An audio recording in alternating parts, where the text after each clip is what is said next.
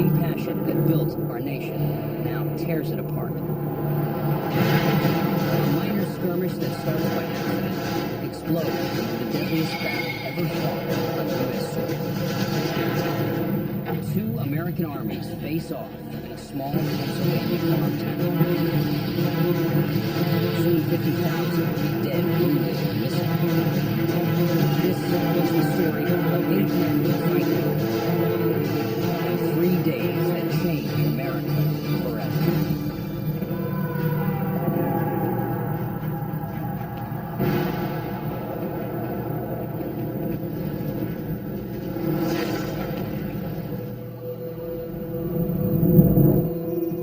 After the start of the Civil War, the Confederate Army is invading the North.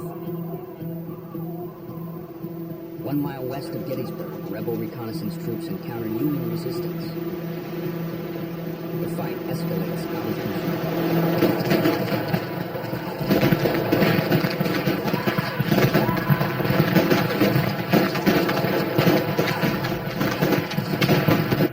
Gettysburg, Day 1, Civil War.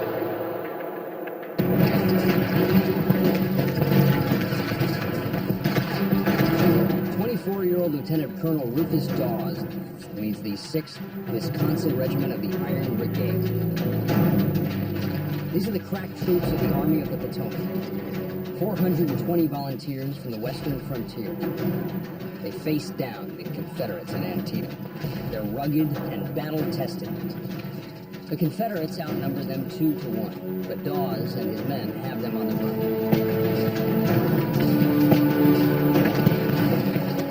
Retreating rebels find cover in a 600-foot railroad cut.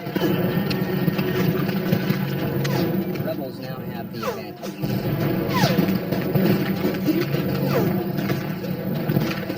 I first mistook the maneuver for retreat, but was undeceived by the heavy fire, which they began at once to pour upon us from their cover in the cut. For Dawes, retreat is not an option. Heroism runs in his family. His great-grandfather, William Dawes, rode with Paul Revere. Of all the people that you didn't want to go up against on a battlefield like that was Rufus Dawes and his Westerners. Those Western troops were tough, and he was tough. More importantly, he was tough and experienced. There's no replacement for that on the battlefield.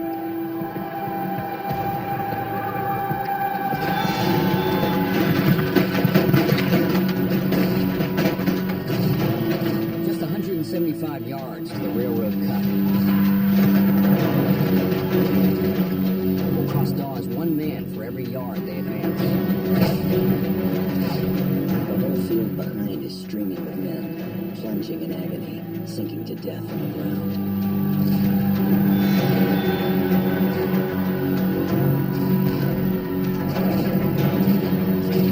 In the noise and thick smoke, Dawes must rely on the regimental flags, the colors, to command his troops.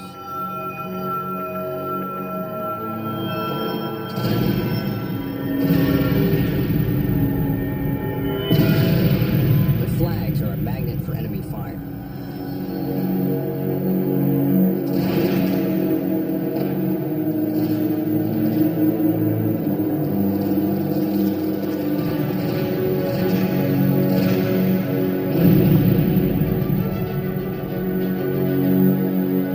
Men were being shot by the 20s and 30s.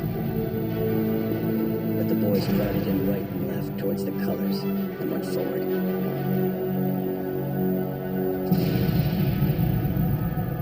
Dawes loses 10 men carrying the colors in a matter of minutes.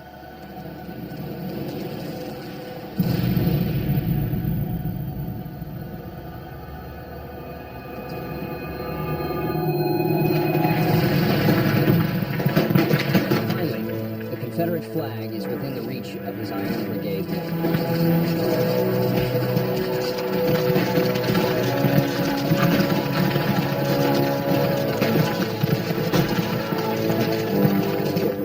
Sprang forward to seize it. He was shot and mortally wounded. Private Anderson, furious at the killing of his brave young comrade, with a terrific blow split the skull of the rebel who had shot young Eggleston.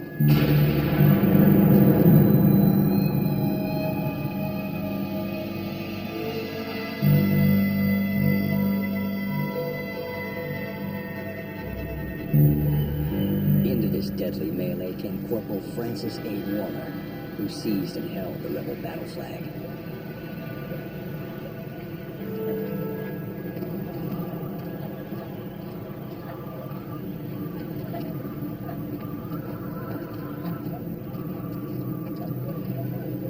Throw down your muskets! The fight is over in less than 20 minutes.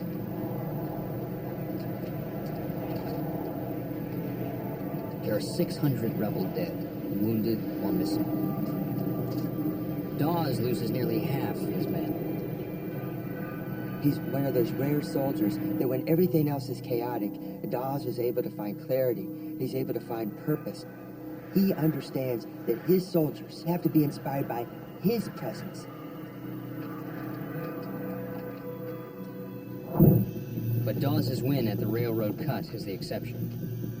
All around Gettysburg, 28,000 rebel troops are overwhelming 20,000 Union soldiers. The Confederate force, 75,000 strong, is streaming towards Gettysburg. The Army of Northern Virginia is led by legendary battlefield commander Robert E. Lee. Lee's strategy shifts the fighting out of the South and into the North, threatening cities like Harrisburg and Washington, D.C. He runs into the Army of the Potomac at Gettysburg. This is where they'll fight. If you look at Gettysburg on a map, it looks like a wagon wheel almost, with the town in the center and all the spokes going in all these different directions. The fact that Robert E. Lee and his troops ended up at Gettysburg was not what he wanted to happen at all. This battle started by accident, it started because of the roads, and as more troops arrived on these very roads, it escalated into the largest battle ever fought in the Western Hemisphere. Having won a string of victories across the South, Lee's army invades the North at the peak of its strength.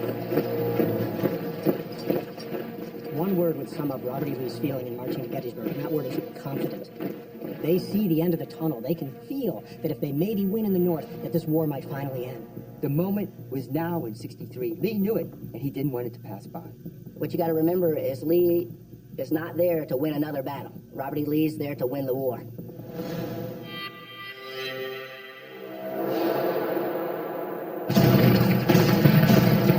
On the northern edge of Gettysburg, Union troops are taking a beating. All that stands between the town and the rebel assault is the 11th Corps.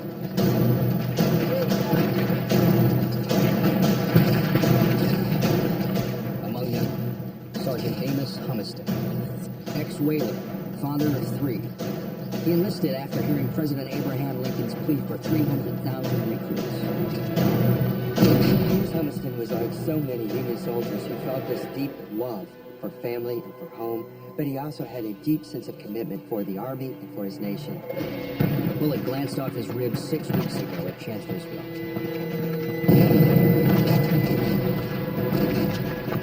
All I ask is I can die in battle like a man. I hate the idea of dying here like a hog.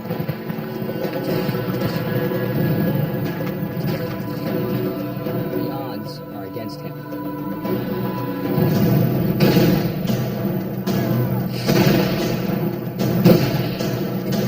Battering the 11th Corps from the hill above town is Lee's newly appointed Lieutenant General Dick Ewell. Tenacious, eccentric, profane. Ewell lost his left leg fighting the Iron Brigade last summer at the Second Battle of Bull Run. Now he's out for revenge. A month ago, Robert E. Lee's legendary second-in-command, Stonewall Jackson, was killed in battle. Ewell replaced him. It's a lot to live up to.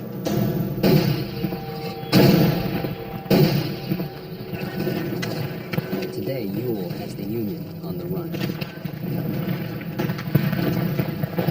After suffering 9,000 casualties, Union soldiers retreat from Gettysburg.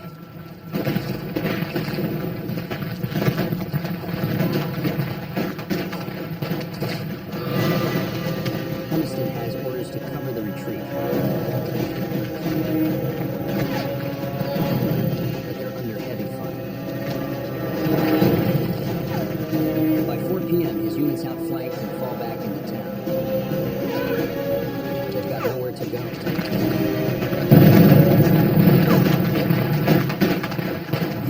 Confederate troops are spreading out through the town.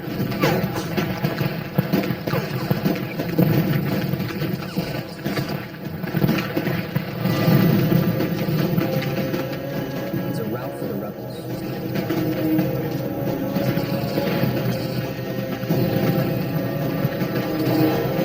Amos Humiston is surrounded. He's in for the fight of his life.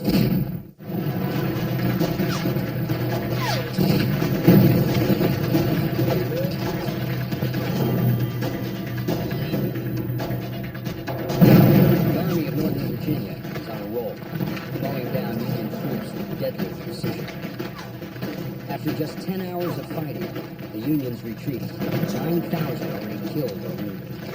The rebels are close to the victory Lee sees. Every battle that Lee fights, every victory that he wins, where he does not achieve the destruction of the Army of the Potomac, he just expended capital with no strategic effect. Lee knows the clock's ticking. He wants to stay on them so that he can destroy them. Sergeant Amos Humiston puts his life on the line, covering the Union retreat. Confederate troops overrun the town. Of the 270 men in Humiston's regiment, all but 18 are killed, captured, and wounded.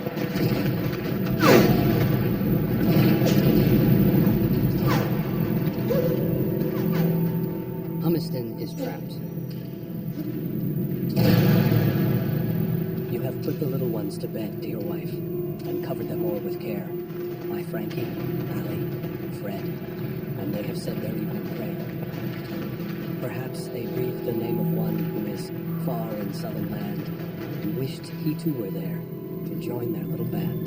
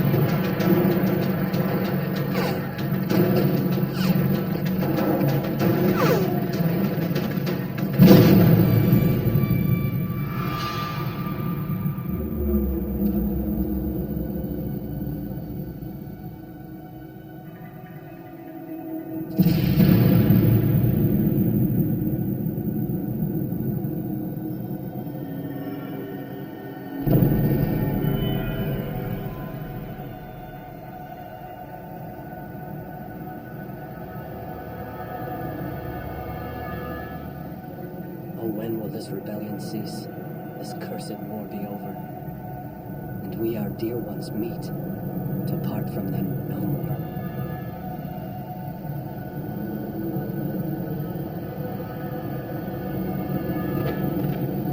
Across Gettysburg, terrified residents hide wherever they can, even in the town's bank vault. Others flee as the rebels swarm through town.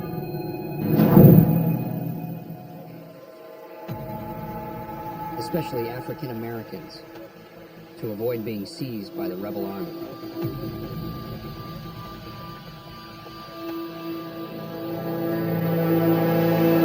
Just 7 miles north of the Mason-Dixon line, Gettysburg is on the Underground Railroad, a route of safe houses for escaped slaves fleeing to the north.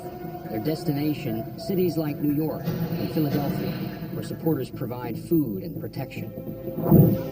If caught, reprisals are brutal. Ears chopped off, hamstrings cut.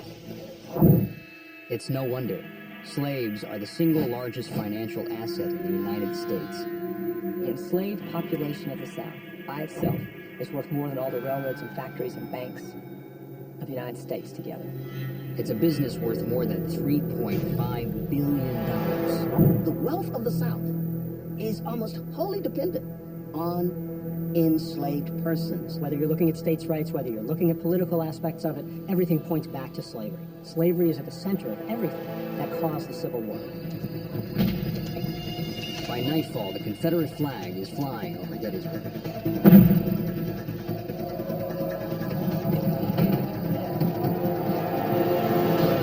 Homes and public buildings become makeshift hospitals to deal with the flood of casualties. Fanny Bueller, a housewife and mother, risks home and family, taking in wounded Union soldiers. I never saw a more unsightly set of men, with their dirty, torn garments, hatless, shoeless, and footsore. I pitied them from the depth of my heart. Until now, the bloody business of nursing has always been a male profession. But during the Civil War, 20,000 women sign on to care for the casualties.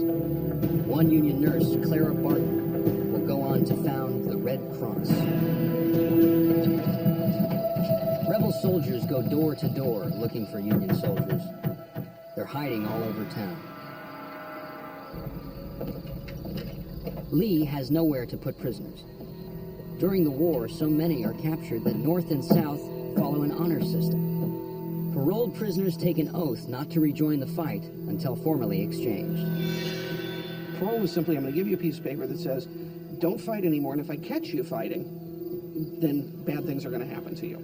Then what we're going to do later is we're going to have men from our army and men from your army meet at a neutral place, and we're going to trade soldiers just like kids sitting around trading playing cards. You know, I'll trade you 3 generals for 4 colonels and 9 lieutenants for 50 privates. The punishment for breaking parole is death.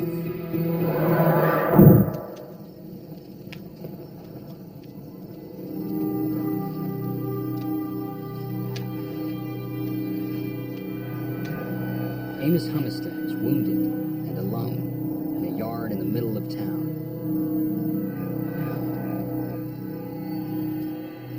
He grasps an ambrotype, a photographic image of his 3 children fixed in glass, a present from his wife on his way to war.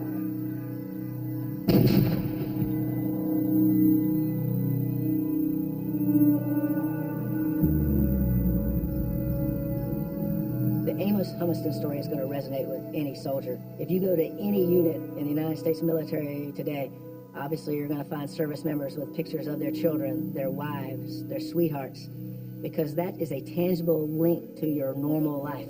Your condition in combat is not normal. You're there in the service of your country to do what the nation asks you to do.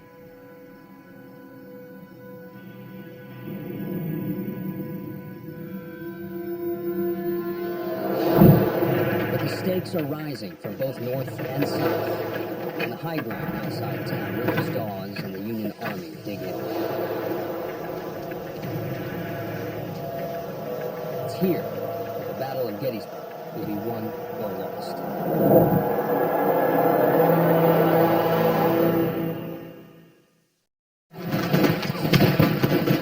Suffering heavy losses, Union troops pull out of Gettysburg, leaving the town in Confederate control.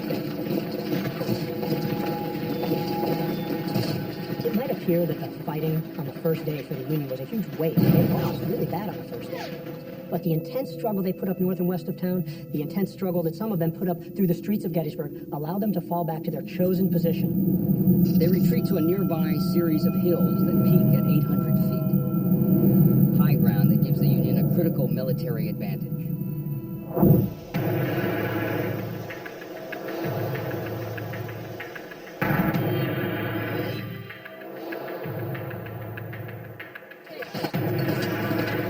On Culp's Hill, Rufus Dawes and what's left of his Iron Brigade unit dig in. They have a new weapon, the shovel. They're building breastworks, a form of fortification dating back to the Romans. Some officers think defensive walls create cowards, not Dawes. After losing half his men, he wants all the protection he can get.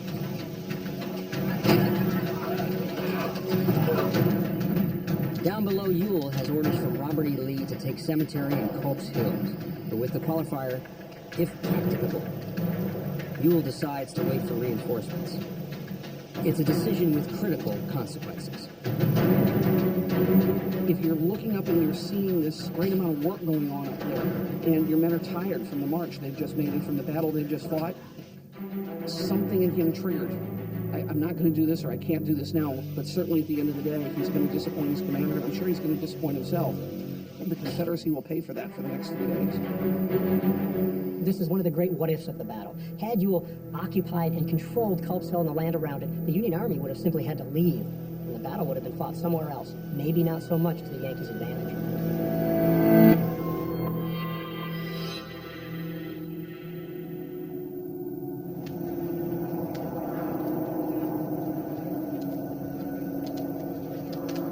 In the fields around Gettysburg, a grim new harvest. The dead and wounded from day one. Tending to the injured on both sides, Dr. LeGrand Wilson, Confederate, deeply religious, hometown Jackson, Mississippi. Educated in the North, his family owns 40 slaves in Mississippi. This was my first experience on the battlefield after the fighting. And it was horrible beyond description. If every human being could have witnessed the result of the mad passions of men I saw that night, war would cease. There would never be another battle. The staggering level of death in the Civil War is difficult to wrap your brain around. The commonly used numbers for how many soldiers died during the Civil War is between 620 and 630,000. Today, that would mean that we would lose 6 million American lives.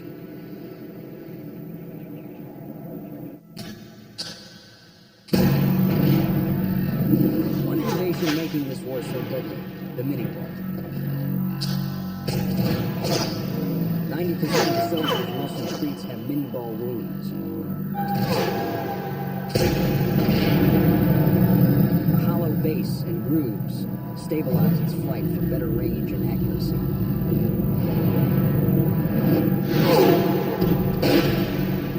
On impact, it flattens out, causing much larger wounds than traditional musket balls. The warped bullet shatters bones that splinter and tear through the body. And the grooves in the bullet carry deadly bacteria leading to gangrene. The only way to stop it, amputation.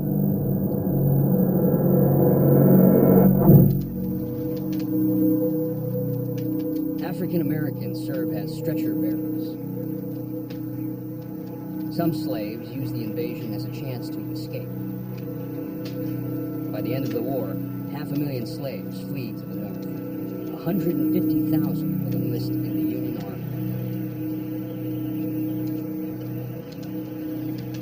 Army. Dr. Wilson loses a family member on the first day of battle. Among the dead was my own nephew, Lieutenant George Adrian Howes. He must have been shot in the advance upon the enemy in the morning. His faithful servant Stephen came out on the battlefield and sought for and found his body. He carried him back to the hospital for burial. Family members often serve side by side. It's one reason why they fight so hard.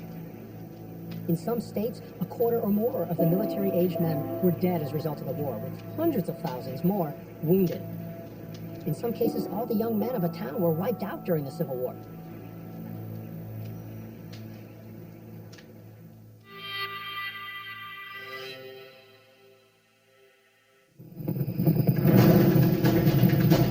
The hills outside Gettysburg. In the last year, President Abraham Lincoln has fired 5 commanders of the Union Army. Commander number 6, George Meade, proud and explosive, a West Pointer like Robert E. Lee. Just 3 days on the job. When the messenger brought the news of his promotion, he thought he was being arrested. But Meade arrives with an advantage. The high ground. As a topographical engineer, he knows how to use it. He positions his troops to take advantage of the terrain, placing them on Little Round Top, Cemetery Ridge, Cemetery Hill, and Culp's Hill. A defensive line in the shape of a fish hook. As Confederate troops flood into Gettysburg, Meade can move his men to answer attacks from any direction. Union forces had interior lines in this defensive position. That is, their right flank was very close to the left flank, and they could move reinforcements from one flank to another. Made it a perfect defensive position.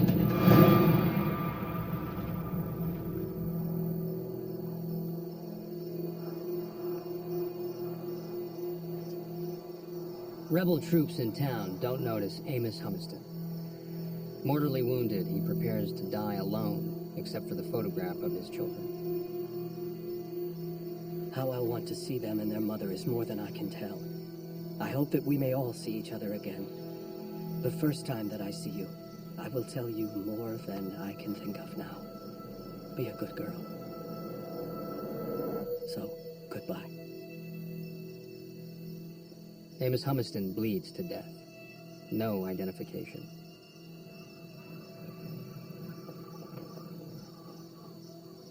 The fear of dying anonymously haunts troops on both sides. Some sew their names into their uniforms. Dog tags are still 40 years away. By the war's end, 400,000 soldiers will be missing in action. We really cannot imagine the scale of death, the scale of suffering. No one could have imagined carnage on that scale.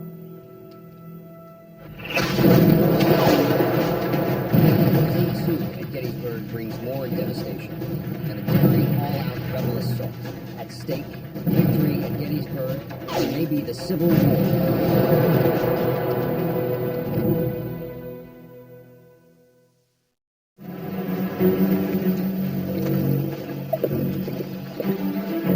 Gettysburg, Day 2, 12 p.m. The rebels are on the move. They're planning a surprise attack by 14,500 troops. Their mission, break the Union stranglehold on the high ground by outflanking Meade's Fisher. The goal of the Confederates on July 2nd is to find the Union left, damage, destroy it, and roll up it, and unhinge the entire Union position and win the Battle of Gettysburg. Leading one rebel, Brigadier General William Barksdale. Pro-slavery, pro-secession, Southern patriot, hometown Columbus, Mississippi. Barksdale was a man who took the ideas of the Confederacy and pursued them with raw aggressiveness, with unfettered hatred for the Yankees. But there's a problem. The land ahead of him was not scouted. Because Lee's cavalry is missing. They're 12 miles to the south raiding supplies. The cavalry, the eyes and ears of an army, is no longer in communication with Lee. Lee is blind on the battlefield. And that means that he doesn't know what the Union is up to. And that, of course, is going to cripple any army. Without cavalry to guide them, the rebel troops nearly march into plain sight of a Union position. Barksdale and the entire attack have to find another route. A costly delay adding 2 hours to their march. Time that lets Meade reinforce his defenses. People often ask me, what if they had machine guns in the Civil War? I always say, forget all that. One set of walkie-talkies could have changed the outcome of the Civil War.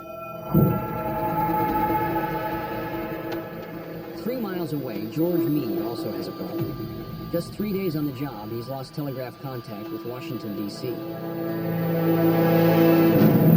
Invented 25 years earlier, the telegraph is changing the way the Civil War battles are fought.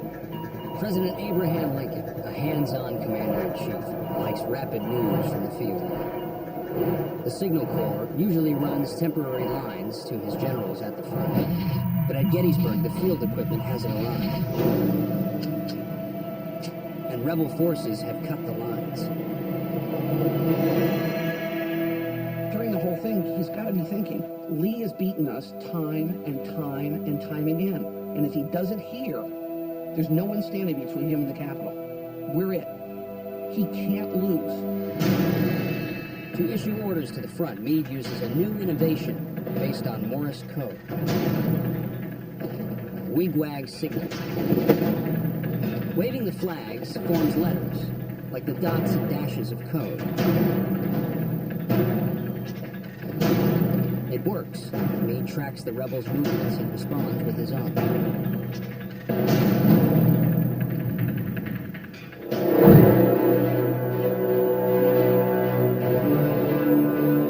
Meanwhile, on Culp's Hill, Rufus Dawes waits with what's left of his Iron Brigade unit. Yesterday, they routed the rebels at the railroad cut.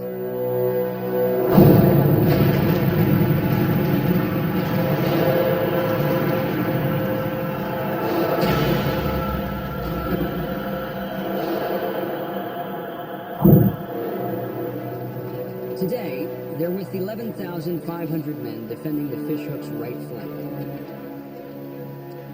Stretching over 3 miles, Meade's Fishhook is formidable.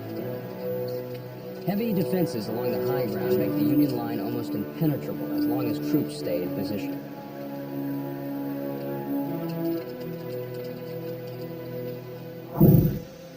But one Union commander isn't following Meade's orders. Major General Dan Sickles. Wealthy, devious, a rogue. Recently acquitted of murdering his wife's lover using the first plea of temporary insanity in U.S. history, he'll leave Gettysburg even more notorious. Dan Sickles was all about Dan Sickles. If it didn't benefit or aid Dan Sickles, he wasn't very interested in it. He didn't go to West Point. He didn't have any military experience, but he was able to use his money, influence, and power to raise his own regiment.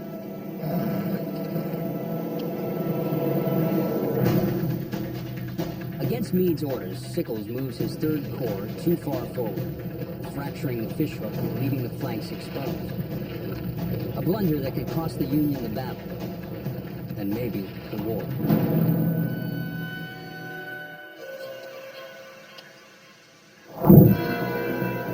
After hours of delay, the rebel force finally arrives in position. But Lee has lost the element of surprise.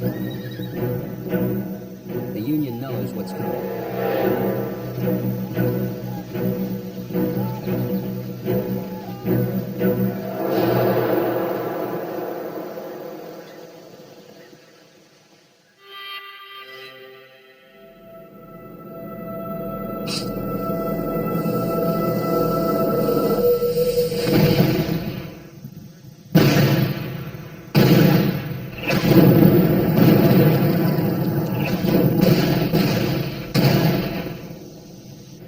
'Culp's Hill, Dawes hears the assault begin. At this hour, the storm of battle suddenly broke out. Artillery and musketry thundered and crashed together. Wave after wave, rebel troops launch one of the epic assaults of the Civil War. Barksdale is about to get the fight he's always won. He's ordered to hold his ground. William Barksdale is ready to go. He's chomping at the bit, but he has to wait a little longer.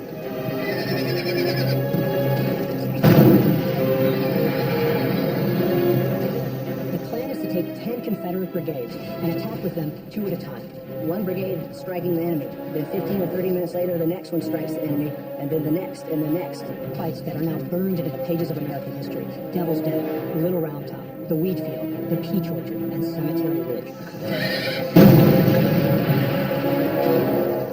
Barksdale can see that Sickles' mistake has left the Union vulnerable,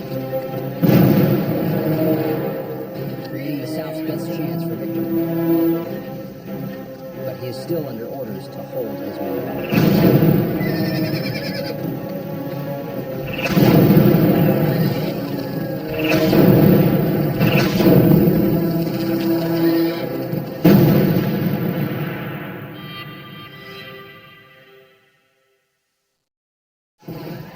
60 minutes pass, but Barksdale's regiment still waits. The rebel yell fills the air. Each unit has a unique sound. Fierce, savage, terrifying.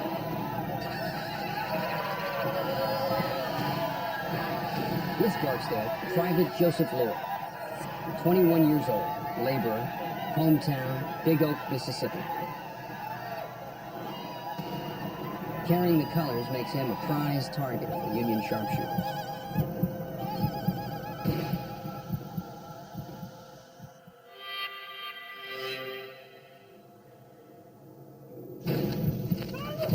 "90 minutes after the start of the initial attacks, Barksdale and his men are finally unleashed.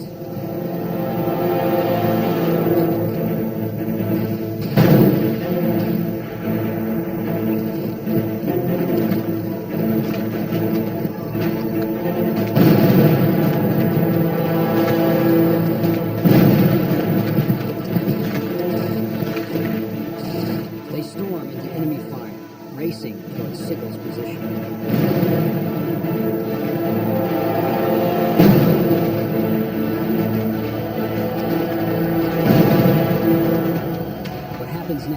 change the course of the war.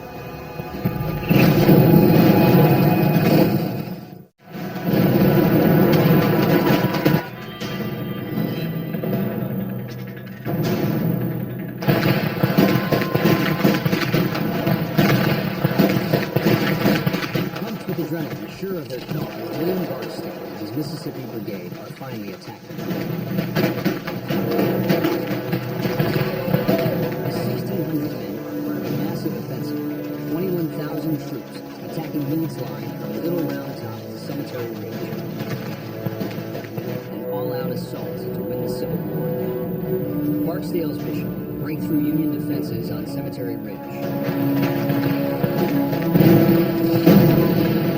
Opportunity lies right in his path. Against orders, Union General Dan Sickles moved his 3rd Corps out of position. Now vulnerable, perfect targets for Barksdale and his men. If Barksdale, as well as other Confederate brigades nearby, are able to exploit the gap in the Union line, it would be calamitous for the Union Army. The Army would be cut in two. Barksdale's troops are unstoppable, overwhelming Sickles' men.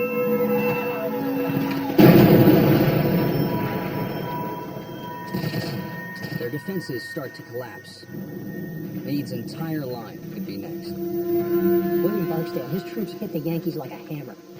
He rolls over those Union troops, captures several hundred, if not more than that, of the Union troops, and continues on in several directions towards Cemetery Ridge.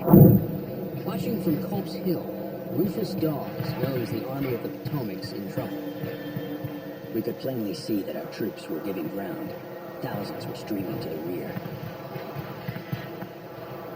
Our suspense and anxiety were intense. The rebel line was advancing. The rebel yell was predominant. Lee's offensive is working. If it succeeds, he could win the knockout victory he seeks.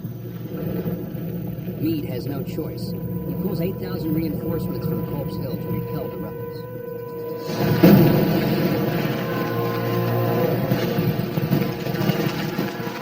Charging towards Cemetery Ridge, Barksdale and Lloyd advance 600 yards through a barrage of enemy fire.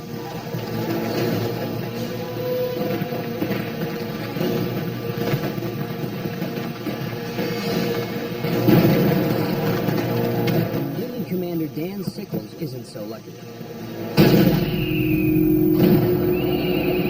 A direct cannonball hit severs his leg.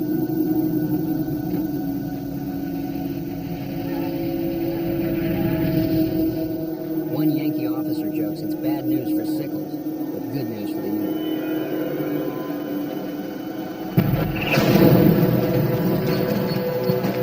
It takes Barksdale's Mississippi Brigade nearly an hour, but they finally break through Sickles' line. Union troops are on the run. Barksdale's men approach Cemetery Ridge, sensing victory. But they're charging straight into more than 20 Union cannons just 400 yards away, each capable of firing 2 rounds apiece.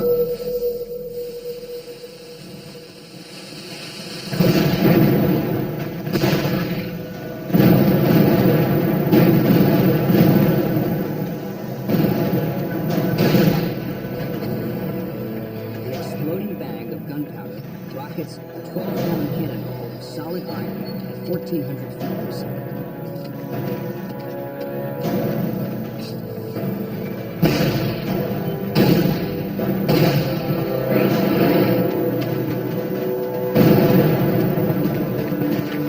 At this range, Barksdale and Lloyd are torn to pieces. Barksdale, he's been grievously wounded during the attack.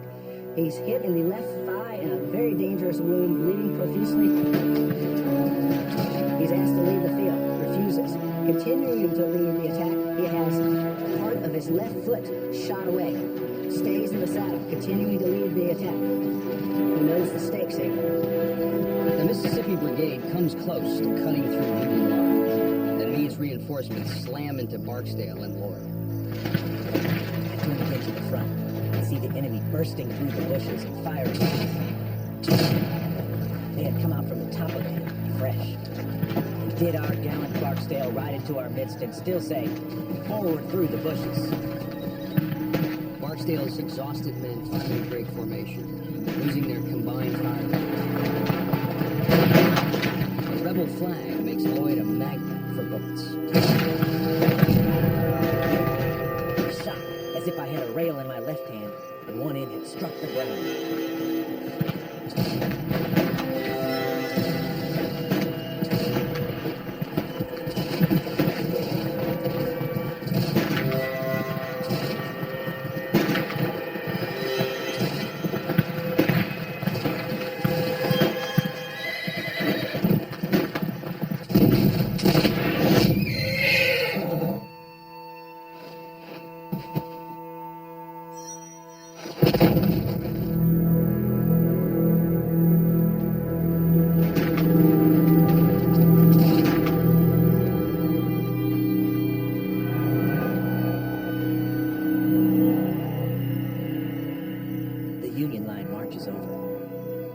One of them fixes a sling for my arm, leaving with a "wish well."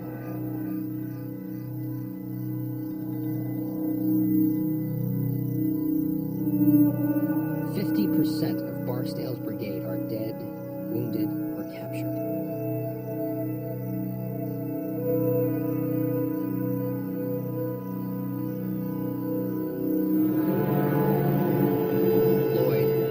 Overlooks their fallen commander. I hear a weak hail to my right, and turning to it, find General Barksdale. What a disappointment when I hold my canteen to his mouth for a drink of water. Found a ball had gone through and let it all out. I took his last message to his brigade and left him, with the promise to send the litter bearers. Barksdale's battle is over. His last thoughts are of his family. I never have regretted the steps I have taken, and although dying, I do not regret my steps now. God, ever watch over and care for my dear wife and my boys. Tell them all that I died like a brave man.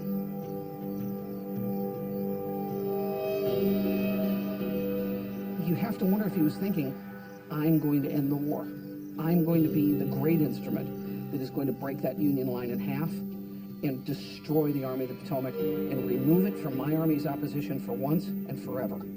And his troops' performance there was unbelievable and very nearly succeeded. Meade's fishhook has held. This offensive is over. Confederate General Longstreet will call it the best 3 hours fighting ever done by any troops on any battlefield. 16,000 are dead, wounded, or missing on both sides. But day 2 isn't over. To stave off the rebels, Meade pulled troops from Cope's Hill. As night falls, only 1,400 Union defenders are left there. It's an opportunity the Confederates won't miss. This is their chance.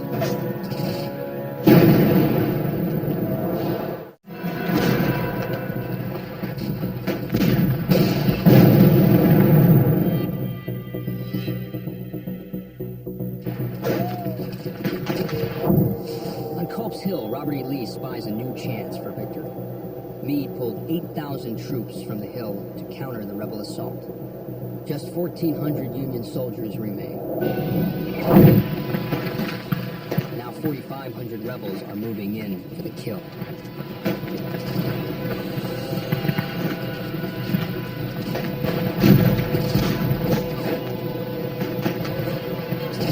Charging up Culp's Hill with the rebels is Private Ridgely Howard.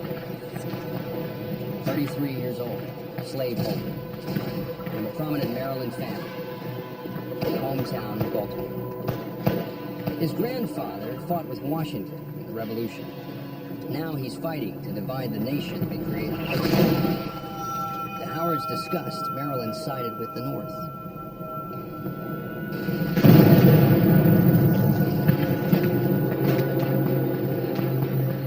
Maryland was badly divided. The eastern part of the state, slavery was entrenched, embedded. Ridgely Howard came from that plantation economy, from the slaveholding class.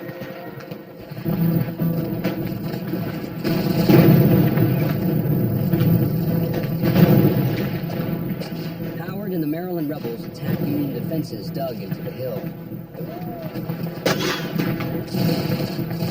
The first gunboats are 400 yards up.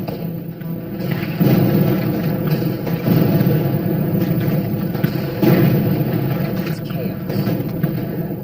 Bullets and shells fly in all directions.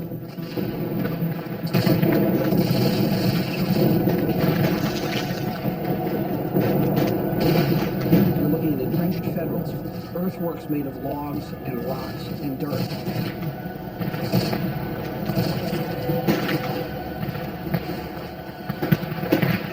You've got to be thinking to yourself, this is my last fight. I'm not coming back from this. How do you function like that? This is what makes a true hero. Up the sides of the hill we went, our line being continuously broken by the immense rocks which had to be flanked. Howard faces fighting so fierce, one rebel calls it slaughter. There was not a pleasant position to be in. There were continual cries that we were firing into our own men.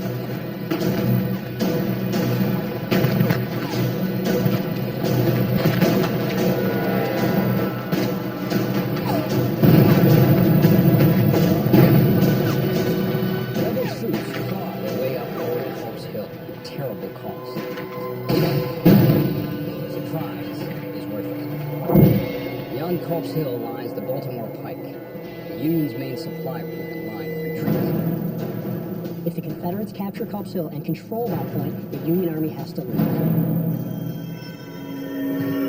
After 2 days of battle, wounded from both sides pour into makeshift field hospitals. At one, Private Joseph Lloyd is about to lose his arm. Barksdale's color guard, he's 23. During the Civil War, 2 soldiers will die of disease after medical care for every one killed in battle. The quickest solution to most serious limb injuries is amputation. Medicine is in its infancy, but anesthesia is available.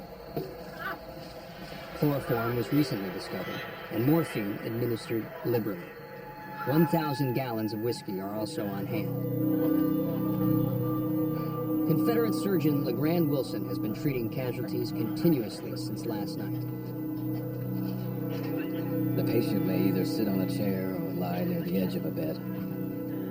The tourniquet is to be applied. While one assistant holds the hand, another is to take hold of the forearm.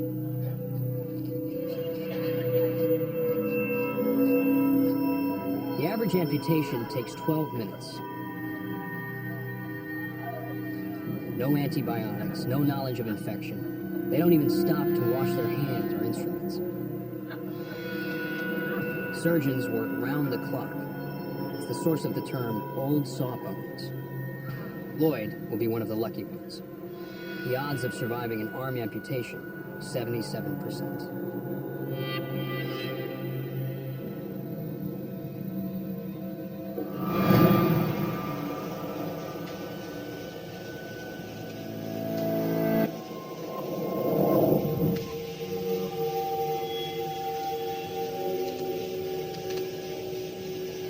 Rufus Dawes and his men are among the few Union defenders left on Culp's Hill.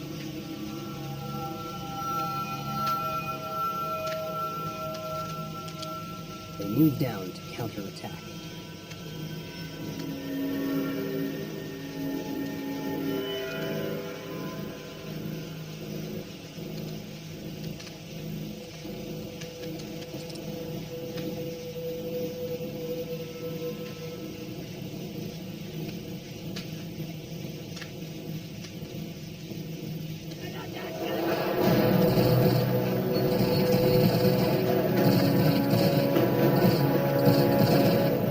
As we neared the breastworks, the crack of Union muskets breaks out on our right.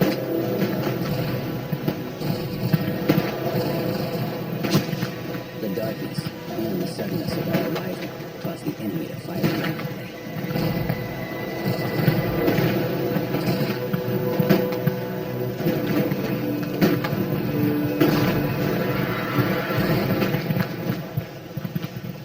Dawes and his men win their skirmish. But like day one, they're the exception.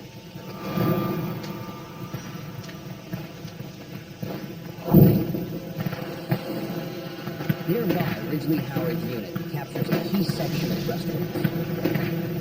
They keep advancing against heavy enemy fire. The Federals opened on us from front, left, flank, and rear. The firing was terrible, increasing with each step we took. Still, we pressed on.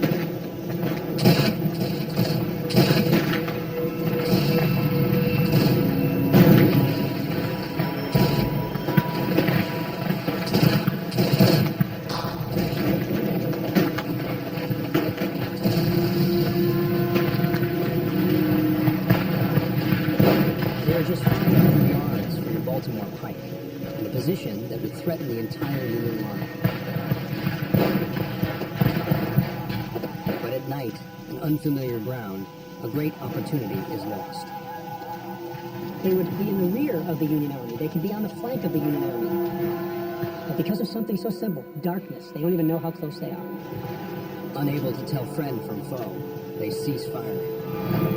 If the Confederates had managed to carry Culp's Hill on the evening of July 2nd and break through, they would have captured the Union communications line on Baltimore Pike. All of the supply wagons were there, reserve artillery was there. That would have forced Meade to retreat, and it could have been a major turning point in favor of Confederate victory.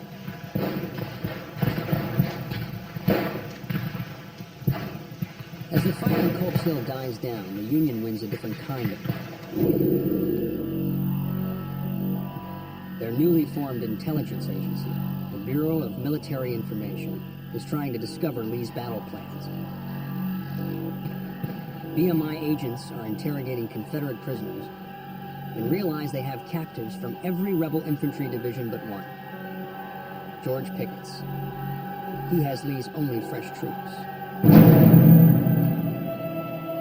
Meade expects the rebels to attack tomorrow with everything they've got. It's a good bet George Pickett will lead the attack.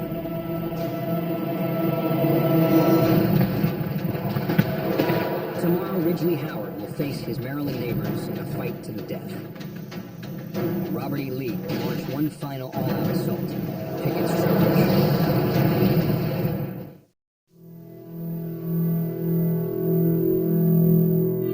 Gettysburg, Day 3, 5 a.m.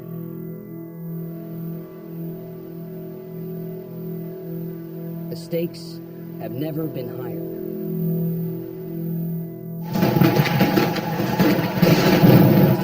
Yesterday, Robert E. Lee was on the verge of all-out victory.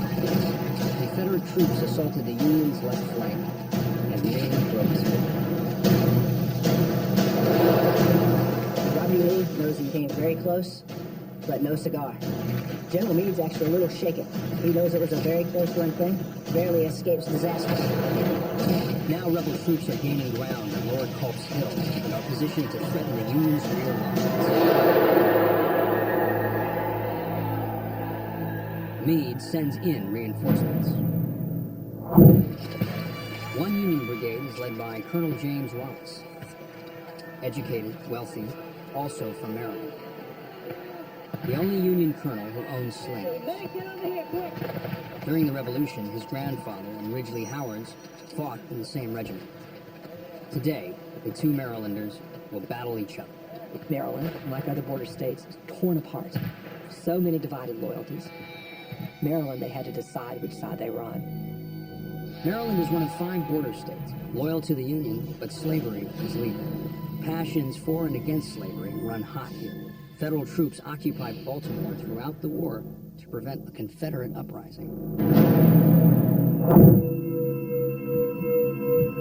On Culp's Hill, Ridgely Howard's unit prepares to attack. Their target, defenses held by Union troops from their home state.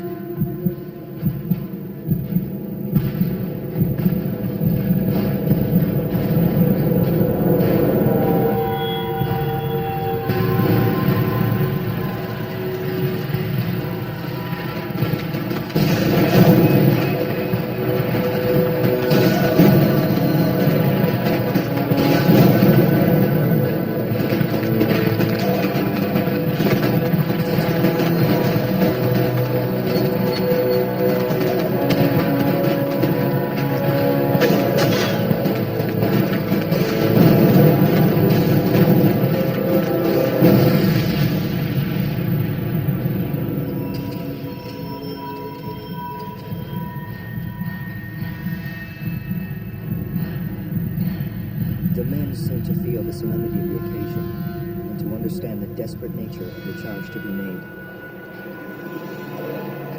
I prayed for strength to do my duty. Last night, the rebels outnumbered Union defenders 3-1. Now, those odds are reversed.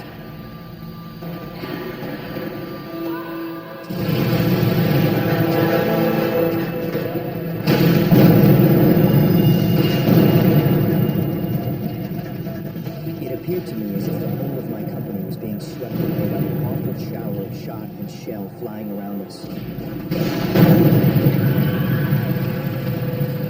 Demons seemed to take possession of me. I had but one thought: to avenge my comrades.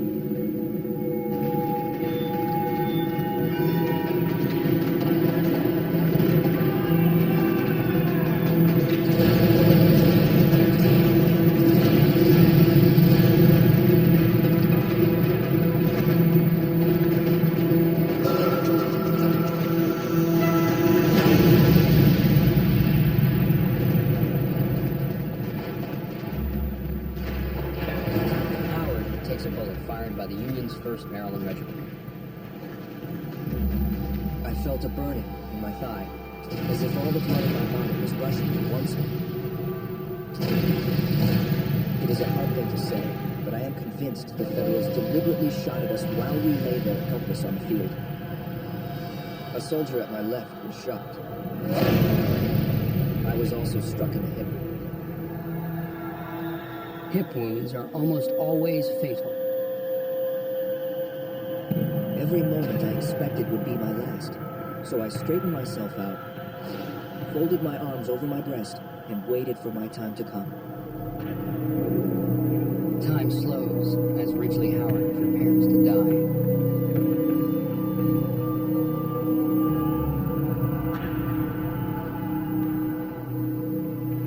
James Wallace won't let a fellow Marylander suffer, no matter which side he's on.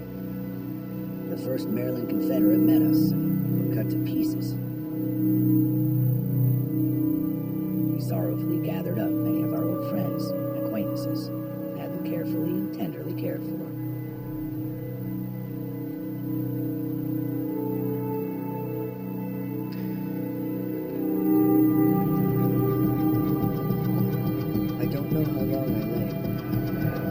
Seconds would seem to be minutes, and minutes hours. Coming to Howard's aid, the soldiers he'd least expect to help. The same Union troops who shot him. They asked what regiment I belonged to. I replied, the Maryland Battalion, to which they made answer, "Do you know you are fighting your own men?" I answered, "Yes, and we intend to fight them."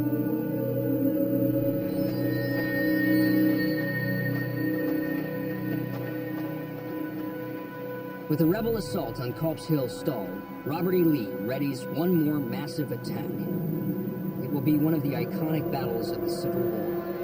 12,000 Confederate troops, hundreds of cannons. The largest artillery barrage ever in North America is about to begin.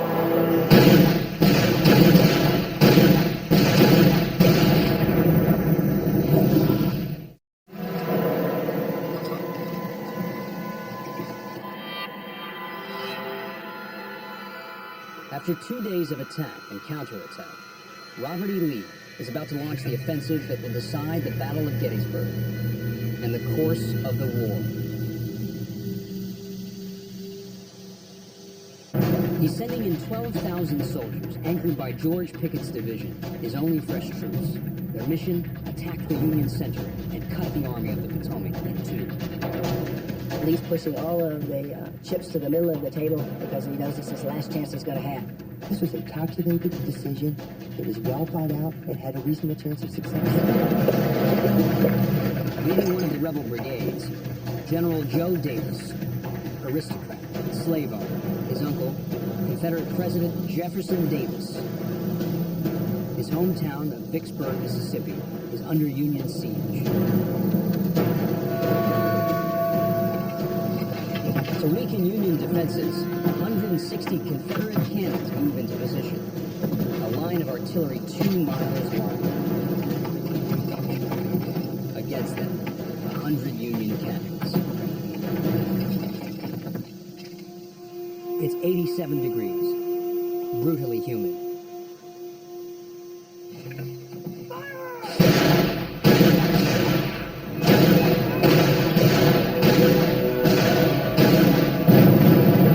It's the largest artillery barrage ever in the Western Hemisphere.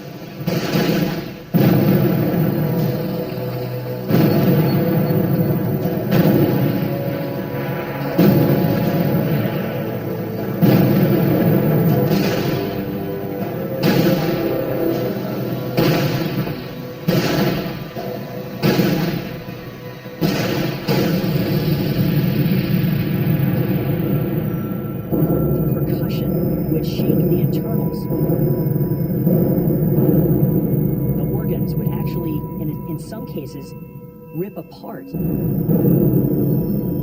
membranes within the ear would tear. This would create blood streaming down the sides of these artillery units' faces. The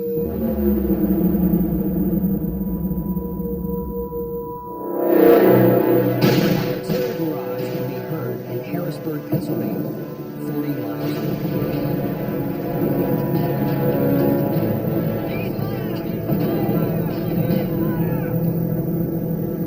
To lure Lee into thinking he's crippled the Union's artillery, Union commanders silenced their guns.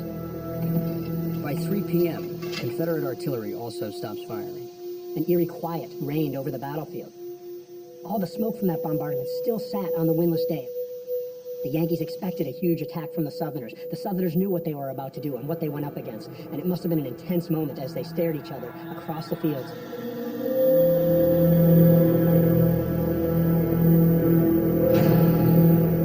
The Confederate command believes it's safe to send in their troops. Time to set in motion one of the iconic battles of the Civil War.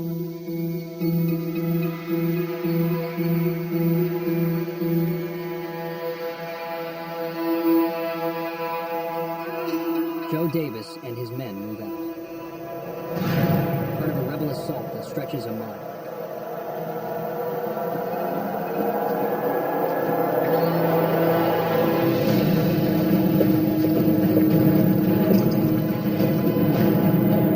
To reach Union lines, they must cross 1,700 yards of open meadow, then race up a hill.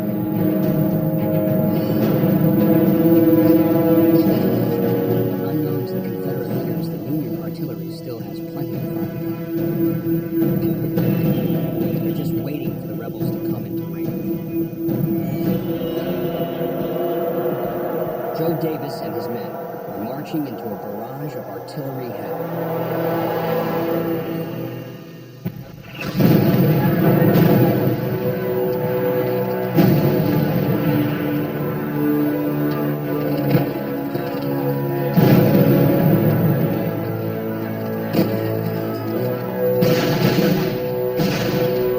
First, the ordnance rifle cannon, made with 4.5-inch strips of wrought iron.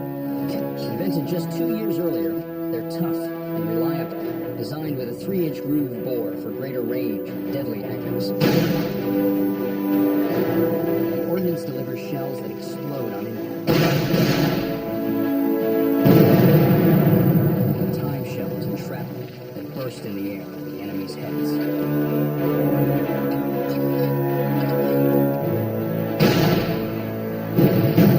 One shot can take out 10 men. Being on the receiving end of one of these projectiles from the rifled ordnance would be completely devastating. You don't know what's coming at you. You can only imagine. And then all of a sudden, the guys that you are standing next to are gone. Vaporized.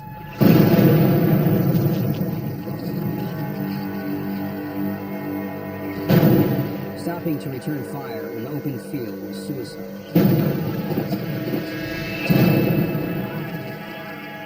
And there's no point. Their muskets don't have the range. Davis knows his men have to keep moving. We were growing thinner at every step. Under this destructive fire, which commanded our front and left with fatal effect. The troops displayed great coolness. Were well in the and moved steadily forward, regularly closing up the gaps made in their ranks. About halfway to Cemetery Ridge, the the rebels come into range of the older-style, smooth-barreled Napoleon cannon, the most popular artillery in the Civil War. It fires 4 kinds of ammunition, including solid 12-pound cannonballs. Bounced in front of advanced armies, they can mow down a whole row of men like bowling balls. It's hard to conceive how men can keep going in the face of such opposition. The level of courage is intense and large. Until Davis and his men can return fire, they're just target practice for Union artillery. The attack that will come to be known as Pickett's Charge is being blown to hell.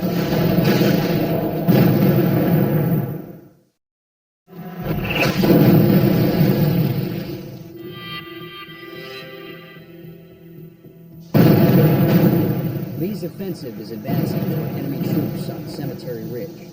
Union artillery is mowing them down. It's the moment of truth at Gettysburg for both armies. Joe Davis and his men are now 400 yards from the Union guns. Canister range. Canister is the most devastating weapon of the day. Basically tin cans packed with 28 iron balls.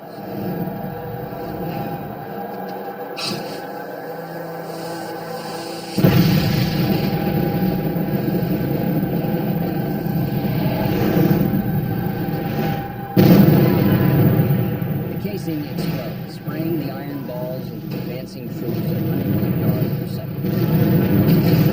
The canister shot just made that cannon a gigantic shotgun, and it would mow down up to 20 guys at a time, if not more. Guys would be completely tore apart. Limbs, heads, arms, legs, and it was so demoralizing for the other soldiers to witness such an event.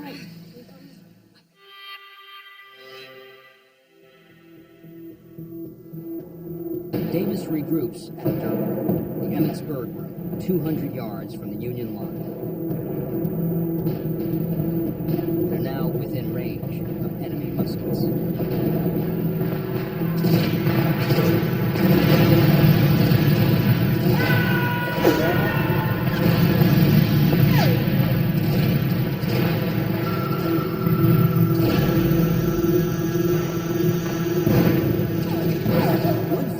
For cover takes 836 rifle shots.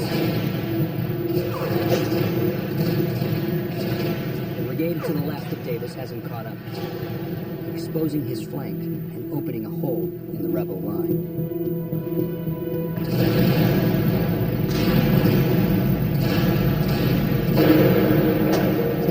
A few men under Davis make it to the Union line and plant their flag on a stone wall. A brave but futile gesture.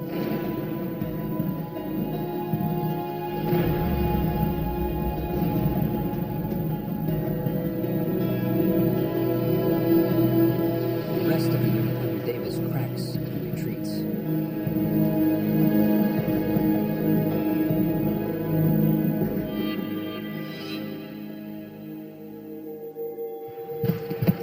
At a bend in the Union line, rebel troops under George Pickett managed to break through and surge over the wall. Union gunners fire point blank. Now it's to the point of hand-to-hand combat. This is as brutal as it gets.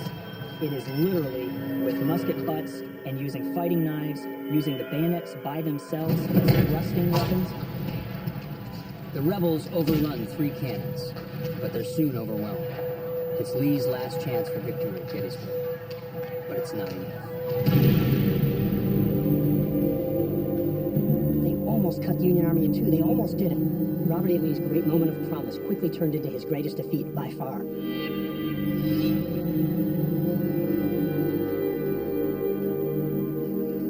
The entire rebel line retreats.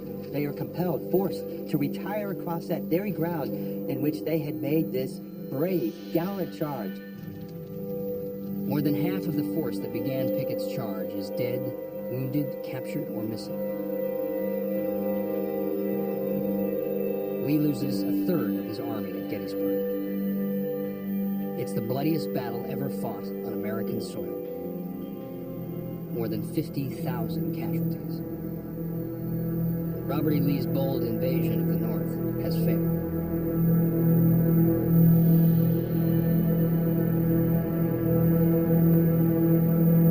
Independence Day. Rufus Dawes of the Iron Brigade turns 25 today.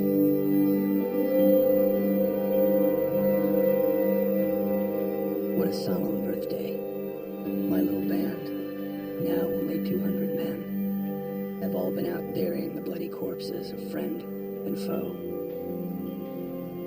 No fighting today. The Civil War will last another 2 years.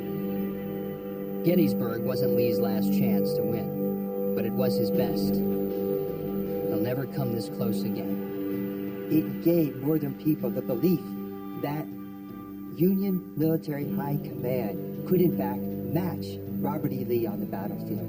Nobody believed that the war was near an end, but many in the North, they took from Gettysburg hope that in fact the tide could possibly turn in their favor. For so many reasons, this battle stands out as a pivotal and significant American event.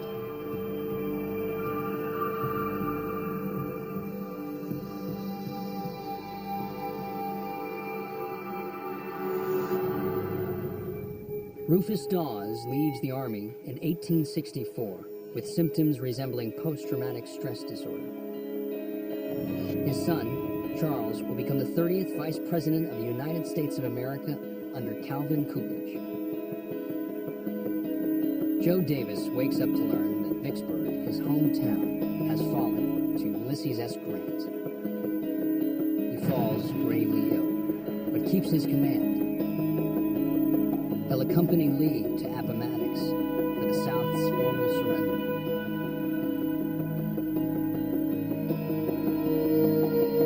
Union troops destroy LeGrand Wilson's farm. From the sale of his last bale of cotton, he starts his own medical practice.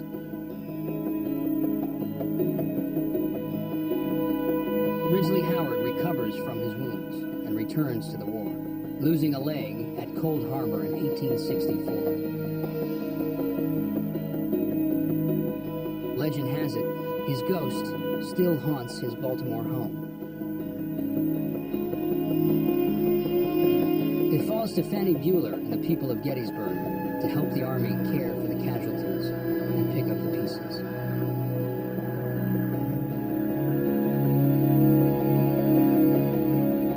The town of Gettysburg was overwhelmed for months by the wounded. The smell of death lingered there for weeks, for months. So the horrors of the aftermath of that battle were unmatched in the war. A young girl finds a fallen soldier in a yard.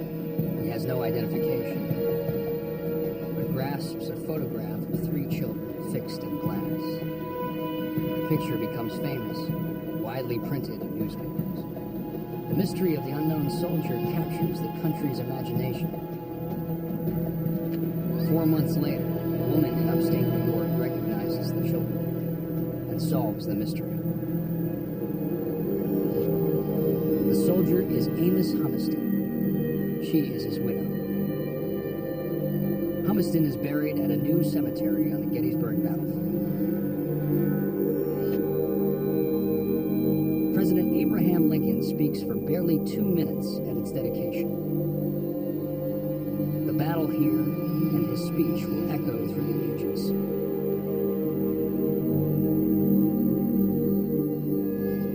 We here highly resolve that these dead shall not have died in vain, that this nation, under God, shall have a new birth of freedom, and that the government of the people, by the people, for the people, shall not perish from the earth.